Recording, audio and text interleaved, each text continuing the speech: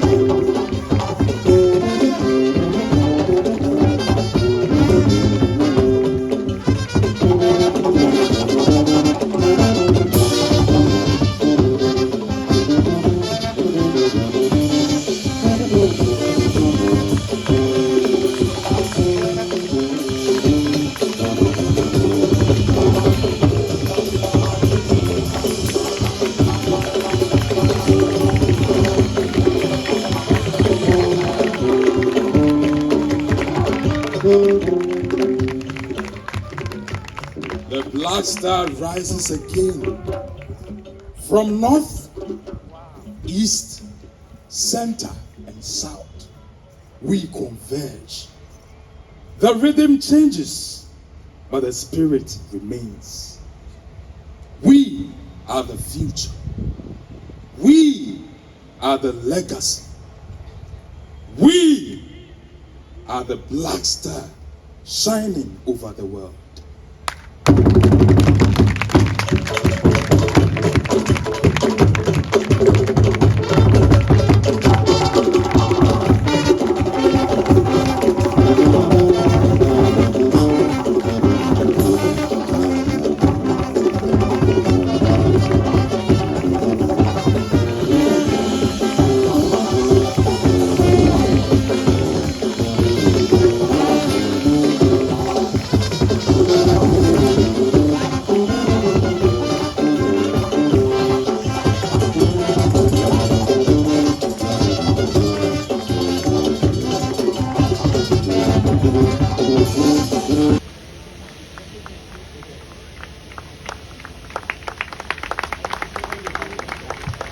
It's going to hang in the presidential office, Mr. President says. Take Black Star to the rest of the world. I mean, the Unity Cup is happening, and trust me, the Black Star will shine one more time. Thank you. You've been traveling the world. Yeah. What is this one key thing that you think can be added on to the plethora of things that have been listed for this experience? I think it's about time to promote local tourism because the local tourism will boost the local economy. So I believe that whatever is happening, everyone is focusing on the diaspora. But I believe that the money is in the country, and it's about time for us to use the money in the country to develop the local economy. So if you're a tour guide, it's your time to organize local tours so that, 80% of Ghanaians have never been to the Cape Coast Castle. And because we are not promoting local tourism, so it's about time for us to start promoting local tourism, and I'll speak to the tourism minister to make that happen. All right, thank you. All right. Thank you. Kindly be seated.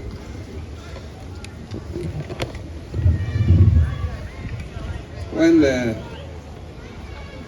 Jifa said we will succeed because the steer is in your hands, I almost said, Mama be steer, but I realized the steer is in my hands already.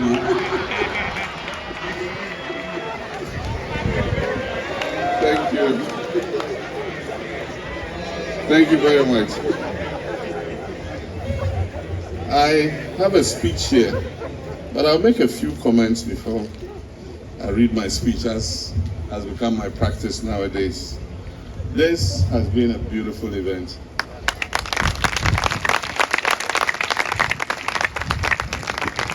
And I want to thank Jifa, the ministry, Rex Omar, and all those involved in the Black Star experience, because it's a multifaceted component of our whole tourism experience. Black Star experience is the overarching superdome of everything that is a component under it, and Rex Omar expatiated that very well. Today we're doing this at a historical monument. In 1957 we gained independence, and in addition to the Black Star Square, which is to our right, we have this monument, which is called the Independence Arch.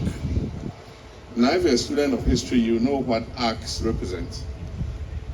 In the past, Alexander the Great, Otto von Bismarck, Napoleon, all of them, when they went to war and they were victorious, an arch was built to commemorate the victory that they had gained. And so when Kwame Nkrumah gained us our independence in 1957, this arch is the monument to actually memorialize our independence. And that's why when you see on top there, you see AD 1957. For those who understand Latin, AD means Anno Domini, and AD represents after Christ. So we have two ages in all our history. We have before Christ, which is called BC, and then we have AD, which is after Christ. And so Anno Domini, the year of 1957, Ghana chalked a success, and this arch was built to commemorate that success. And when it was built, Kwame Nkrumah, together with his Pan-Africanist comrades, Marcus Garvey, W.E.B. Du Bois, and all of them, they envisaged the concept of the Black Star. Because in all our history, you look in the sky, you see a star shining. Because we are miles away, you can see it glitter. But when you go closer, it might not necessarily be white, it could be a different color. And so in all the commemoration of the stars in the sky, it was envisaged that Ghana, the first country to gain independence, was going to be the star of all of Black Africa, including the diaspora. And that is why Kwame Nkrumah talked about the Black Star, the African personality, and all that, to make us proud in our identity and who we were. In the last 8 years, attempts have been made to suppress the role Kwame Nkrumah played in gaining our independence. Indeed, people have said he's not the founder of our nation. Not he alone could have founded our nation. But however you try to suppress the name of Kwame Nkrumah, it has gone beyond our hands. Kwame Nkrumah is a worldwide icon, recognized by the whole world. Recently, I hosted the chairman of the Confederation of African Football, CAF, our brother from South Africa, Motsepe. While we're sitting and talking, he said one of the things that he learned in school, and that has stayed with him since he left, he grew and became an adult, was what Kwame Nkrumah said after Ghana gained independence. And he paraphrased what Kwame Nkrumah said on our Independence Day. I mean, for a country that had become independent, and we all were enjoying and joyful that we were the first nation to become independent, his thinking went beyond Ghana. And he said that, and this is what Motsepe told me, the independence of Ghana is meaningless. It means all the joy we're having is meaningless unless it is linked to the total liberation of the African continent. So that was Kwame Nkrumah for you. But the performances that we have seen here today, I remember as a young student growing up in Legon, we had our little drama studio. And our students in Legon, for their exams and their performances, had to choreograph a drama performance. And we, the students, used to go to the drama studio and pay to go and watch those performances. And they did very well. Beautiful African performances. All of us growing up, maybe of my age, my children here, Shahid and Farida might not have lived in that age. I remember those epic performances. The king must dance naked, and how we used to flock to go and watch it. In the chest of a woman, or was it in the bosom of a woman? Those of you who are my age, remind me if I make a mistake.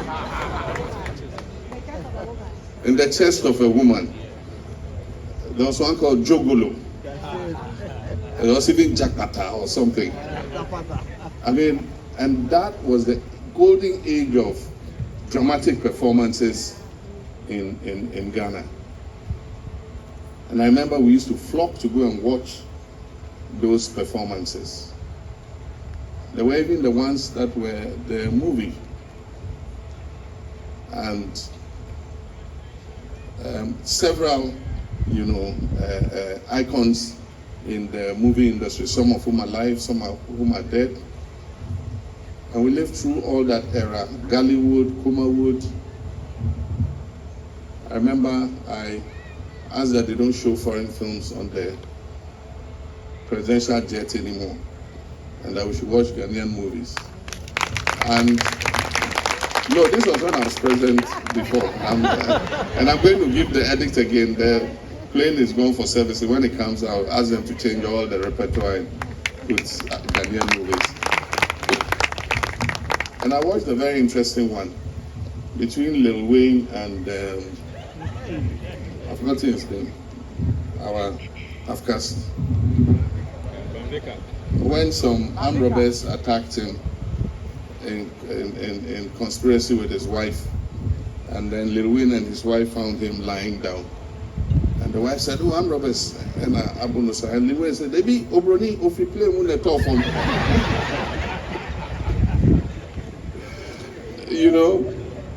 And then they took him home, nursed him, and Lil Wayne was pounding fufu and said, anywhere he puts the yam, he should pound it. And then he kept putting the yam, the guy was pounding, and then he wanted to taste one of the yams, he put it in his mouth, and the guy knocked his mouth with the pounding stick. I mean, these are interesting, they are creative. And I mean, we have the talents. We all knew about Niyate, may God bless his soul, committed to dance choreography. We used to go to the National Theatre to watch the Ghana Dance Ensemble, Ghana Dance Company, No Yam, all of them. I'm happy that in all this economic crisis and all that, they still are alive and that the talent is still there. Now here, even though Niyate is gone, his son has taken over and is doing fantastic creative work. And it just lets us know that the talent is there and we must continue to nurture it. I mean, we watched the palm wine music, and I asked if the king of palm wine music was still alive, our Ejako Nimo, and I hear he's alive. This is a man we must honor before he passes.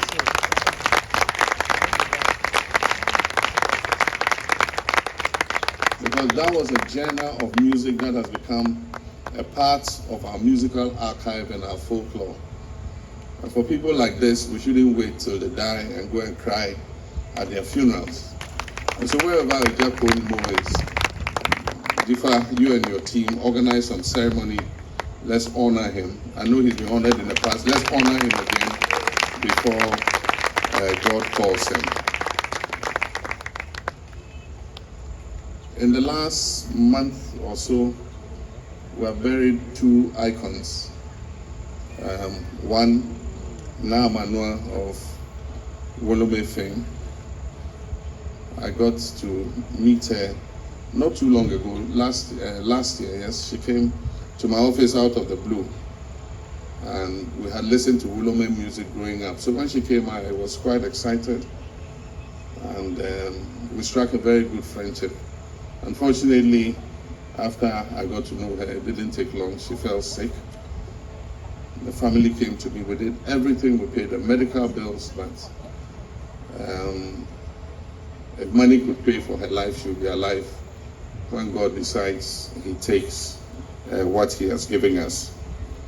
The other who passed recently, and because I was too busy with the affairs of state, I didn't get the opportunity to at least go and pay my respects to him, was the last of the Osibi Saturday Osei.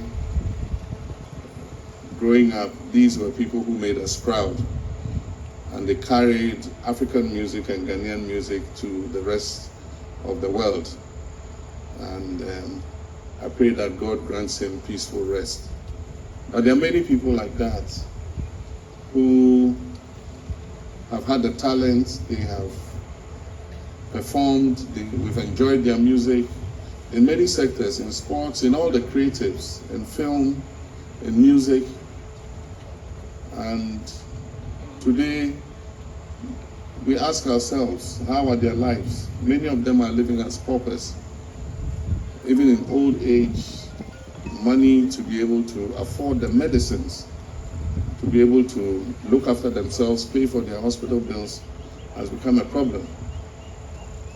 I've done my best from when I was president before, and even in opposition and as president again, to adapt several of them and provide them with sustenance every quarter in order that they are able to live a meaningful life.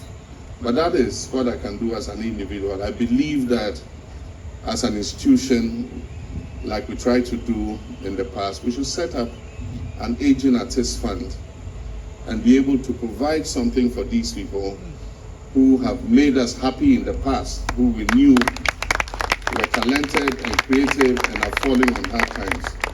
And so that will be a part of the Black Star experience, that we create something that is able to look after some of these bright stars who gave us joy when we were growing up, and be able to at least give something back as a nation to them in their trying times.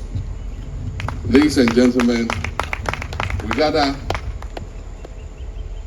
in front of the Independence Arc to relaunch the Black Star. That's our forebears in Nkrumah, and not only in Nkrumah,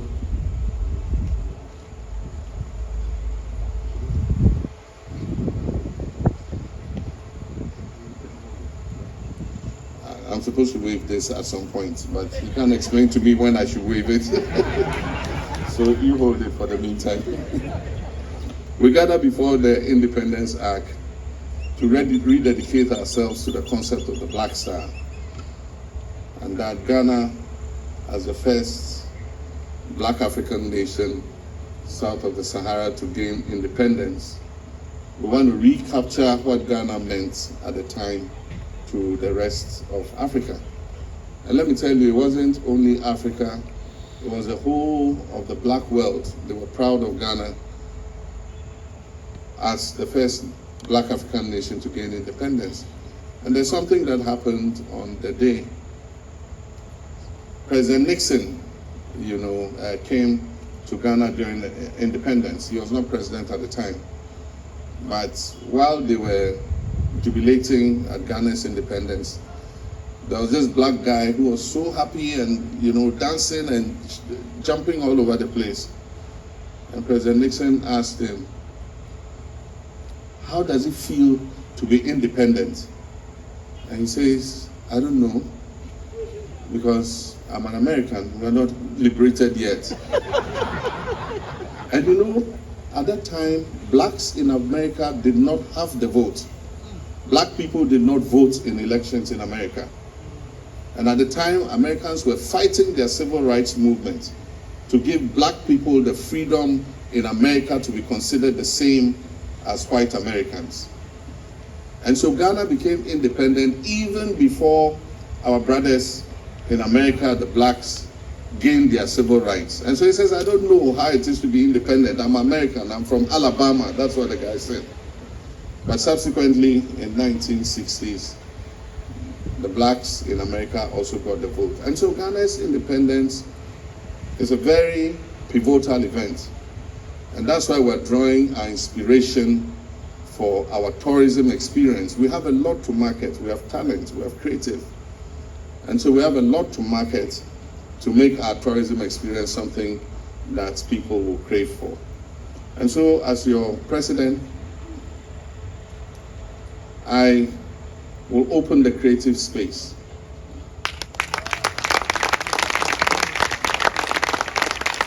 I'm going to open the door for you. And when I open that door, let nobody close it again.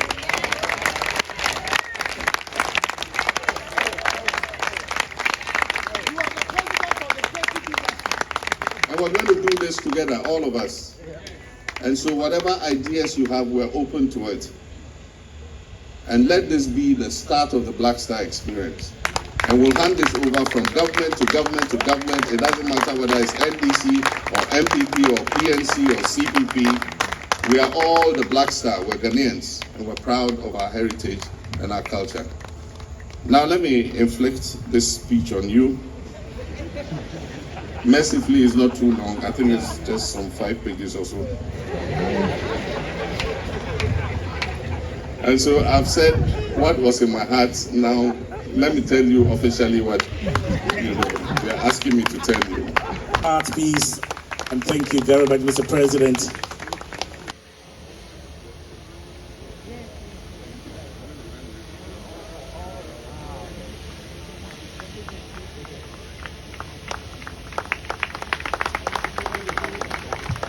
It's going to hang in the presidential office, Mr. President says. Wow.